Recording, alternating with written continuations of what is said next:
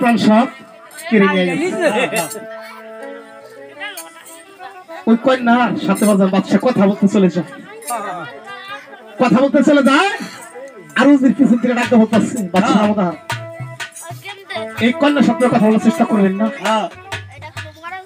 আর প্রাণবন্ধু আমার সাথে কথা বলার চেষ্টা করবেন না।